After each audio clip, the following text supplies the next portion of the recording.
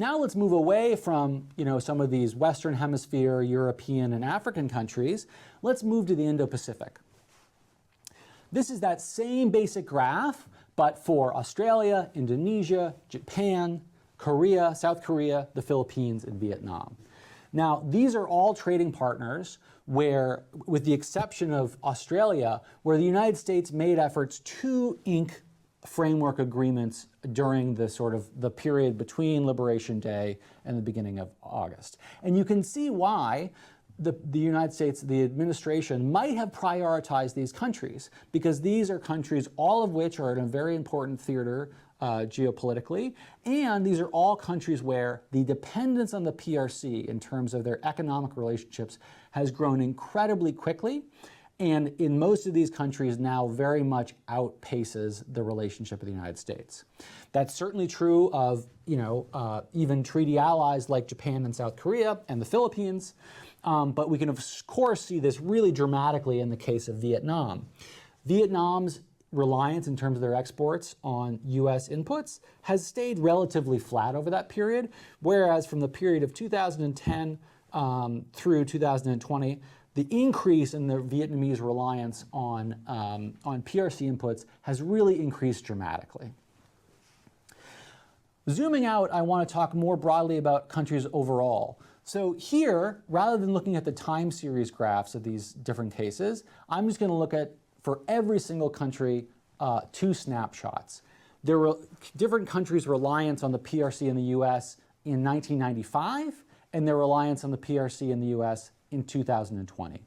So in the blue dots here at the bottom, the light blue dots, this is economic relationship in 1995.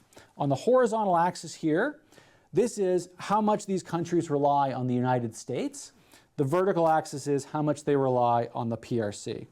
So these blue dots being near the horizontal axis tells you that for all trading partners, basically all countries in the world, back in 1995, these countries, their exports relied very heavily on U.S. inputs. So the U.S. economy was incredibly well integrated into these economies. Our prosperity was tied to their prosperity and vice versa, and our economic relationships and our economic incentives were very well aligned. Fast forward to 2020, that has really changed. Almost all countries in the world are now above this 45-degree line, which basically means these countries rely more on the PRC for inputs than the United States, right? So this is not just about final goods production. This is not just about whether we import a widget from the United States or a widget from the PRC. This is saying for everything that a country produces, where does the value of that thing get produced? Where is the inherent value, the underlying value of those products?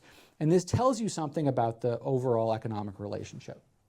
And the reason I bring this up is because as we increase tariffs on other countries, as we increase the barriers and we more industrialize or more reindustrialize, we're increasing the incentive for countries to rely on us less, which basically means we're increasing the degree to which this movement towards the PRC for a lot of countries will become exacerbated. So as a result of both the Liberation Day tariffs on April 1st, as well as these newly announced changes in the EO the last day of July, we are really ratcheting up our sort of protectionism. We're putting up high barriers to global trade for both our consumers and producers, and we are putting in place incentives that will lead to less strategic alignment in terms of economic incentives between ourselves and our partners, and in doing so, pushing our partners more towards economic alignment with strategic rivals like the PRC.